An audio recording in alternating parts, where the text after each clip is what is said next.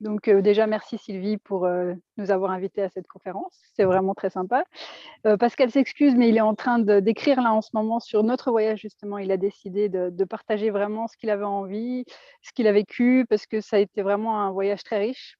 Donc du coup, il s'est mis dans l'écriture. Voilà, on en saura plus bientôt, mais là, c'est en pleine phase. Et pour revenir sur les véloroutes, c'est vrai qu'on a été très surpris, nous, en France, de voir qu'il y avait vraiment beaucoup de balisage qui était fait. On a notamment suivi la 19, la V19 le long de la Meuse, très bien balisée, c'était très agréable. Après, on a récupéré la... Ah non, ça c'était un autre voyage. La V15 aussi, on l'avait fait, c'est celle qui longe le Rhin. Très, très, très bien fait aussi sur certains tronçons. La V8, c'est en cours, c'est celle qui longe la Méditerranée. Mais voilà, il y a des morceaux qui sont agréables, c'est bien fait, c'est assez fluide. Ça, c'est vraiment un truc qu'on apprécie pendant le voyage, quoi.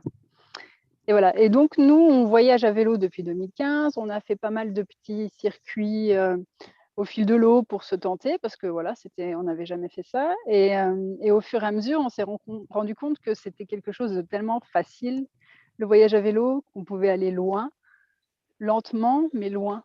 Et du coup, c'était une bonne alternative parce qu'on était beaucoup randonneurs, mais voilà, le poids du sac à dos à un moment nous gênait, surtout mon mari qui avait eu un problème de dos. Donc, on s'est mis à faire du vélo et c'est vrai que ça a été vraiment super, quoi.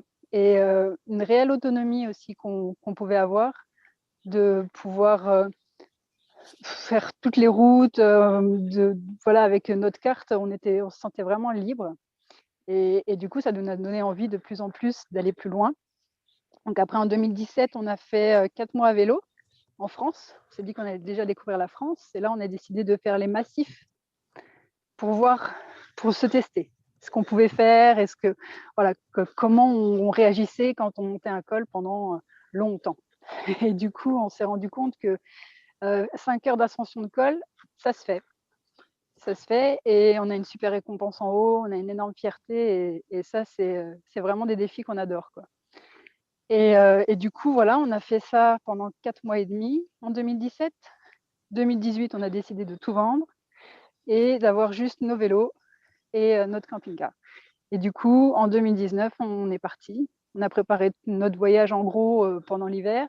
Et en mai 2019, on est parti des Vosges, notre camp de base un peu, et pour rejoindre le Cap Nord. Ça, c'est Pascal, il voulait y aller depuis vraiment très longtemps. Donc, on a fait les capitales au passage. On est passé par Berlin. Ensuite, on est passé par Copenhague, Stockholm et on est arrivé au Cap Nord. Donc, c'est vrai qu'on s'est un peu basé sur les itinéraires d'Eurovélo. Et puis, au fur et à mesure, on s'est dit, non, finalement, c'est bien, on y arrive. Voilà, on a pris un peu nos aises parce qu'au début, c'était vraiment l'inconnu, quoi. On partait vers des pays qu'on ne connaissait pas du tout. Donc, les langues, la monnaie, voilà, on découvre tout. Il faut découvrir sa route. Et c'est vrai que ça fait un grand chamboulement, surtout quand tous les jours, on ne sait pas où on va aller, quoi, parce qu'on est vraiment dans le bivouac sauvage aussi.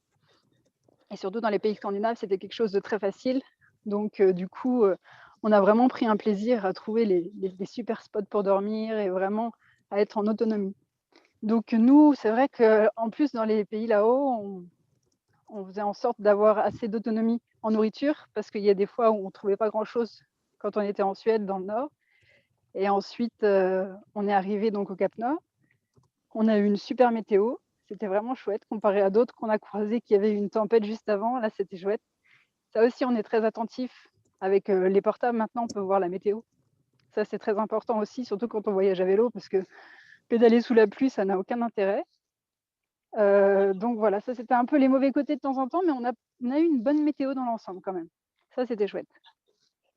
Voilà, sinon, on a redescendu par la Norvège un petit peu, mais c'est vrai que la Norvège, on avait trouvé le coût de la vie un peu trop élevé. Ça, c'était un peu l'inconvénient, donc on est retourné en Suède. Et là, on a vraiment adoré ce pays. C'était vraiment un gros coup de cœur. La Suède, c'est vraiment très... Les paysages sont au moins grandioses que la Norvège, mais c'était vraiment une super qualité pour pédaler. On se sent vraiment bien, très à l'aise. Ça, c'était bien. Et après, donc, on a retraversé le Danemark. C'est là qu'on a rencontré Sylvie.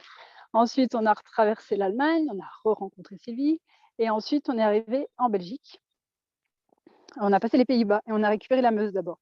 Ça, c'était aussi vraiment très, très sympa. Et là, vraiment un balisage très, très fluide, très agréable jusque la source. Ça, c'était bien. Et ensuite, qu'est-ce que je peux vous raconter d'autre?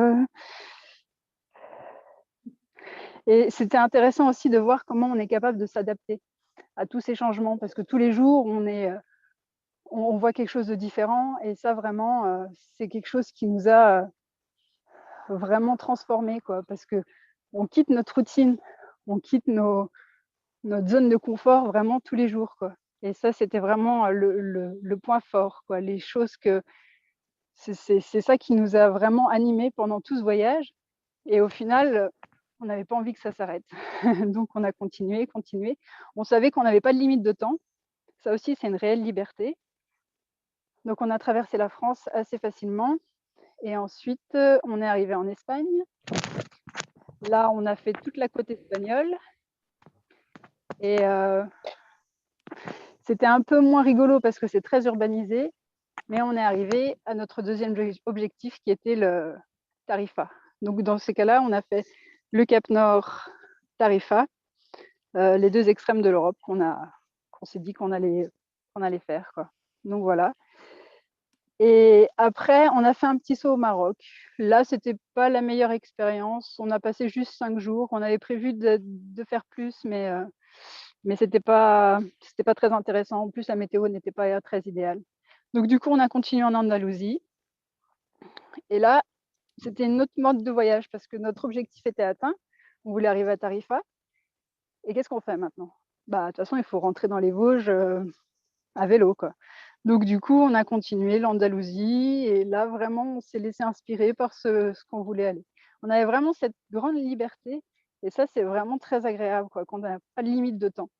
Nous, c'était vraiment notre idée, quoi. C'est pas de limite, quoi. Et là, du coup, depuis, on a juste envie de retourner, quoi. Donc tout ça, on l'a fait avec des cartes.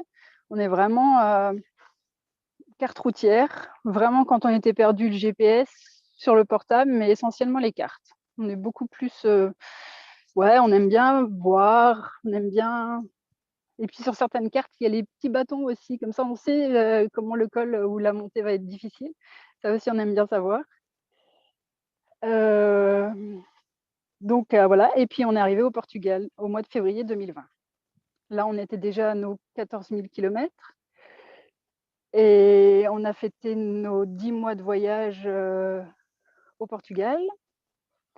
On a fait toute la côte sud. Ça, c'était vraiment un régal parce qu'il y a une écovia qui est plus ou moins bien balisée, plus ou moins bien créée, qui va de la frontière espagnole jusqu'à Sagres, la Pointe.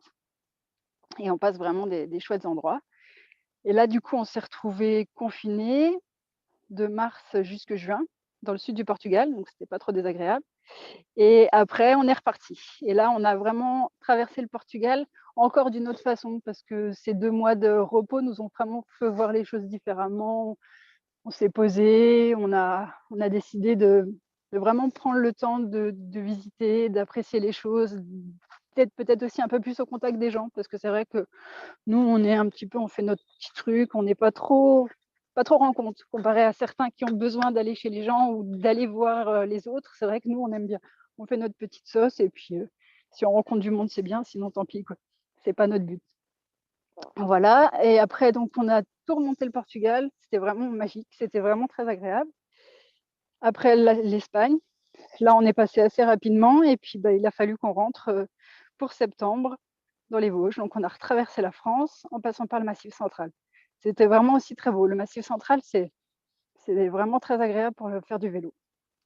Et donc, voilà. Donc, on a réussi à faire tout ça et à la fin, on était à 21 000 kilomètres pendant 16 mois.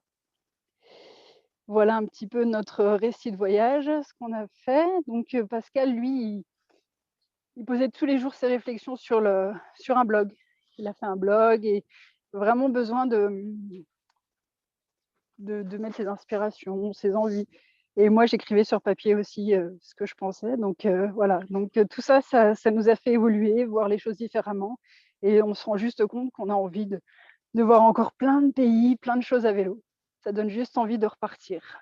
C'est vraiment ce qui ressort de ce voyage, quoi. C'est le voyage au long cours, ça met vraiment, ça ouvre l'esprit, ça ouvre plein de choses, quoi. Je trouve que c'est vraiment très intéressant.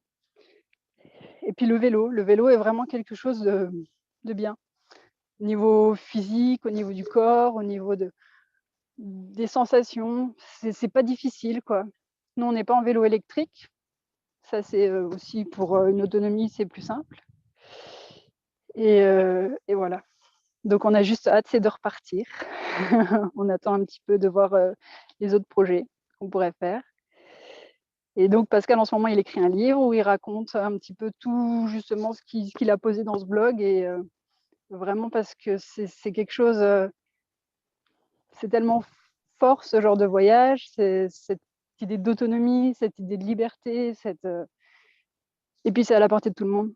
Et surtout maintenant, avec les vélos électriques, on a croisé pas mal de gens quand même qui faisaient aussi des choses avec des vélos électriques. Ça se fait, et de plus en plus, quoi.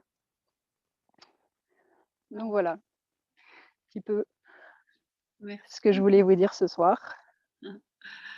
C'est formidable, Laetitia, tu nous donnes des frissons, on a juste envie de partir, c'est magnifique. Tout à l'heure, peut-être on aura l'occasion vraiment de résumer tout ce que tu nous as dit par rapport à voilà, tous ces atouts du vélo, au point d'attention, à tout ce que ça procure comme opportunité. Donc voilà, Mm.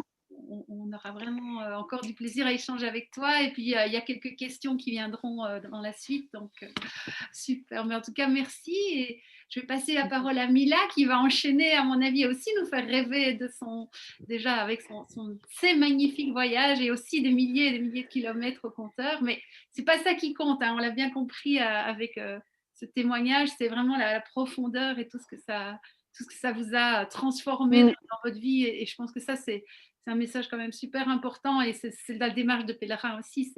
C'est pas l'exploit, Oui. c'est vraiment tout ce que ça vous transforme et ce que ça nous Mm. apporte à changer Ouais. de vie. Donc, je crois J'en que parle encore avec émotion maintenant, même après 1 an bientôt que c'est terminé. C'est vrai que ça me fait frissonner encore quand je repense à tout ça, et puis de relire et puis de revoir les récits un petit peu qu'on a vécu. C'est vrai que c'est tellement fort, ce genre de voyage, que ça donne envie d'y retourner.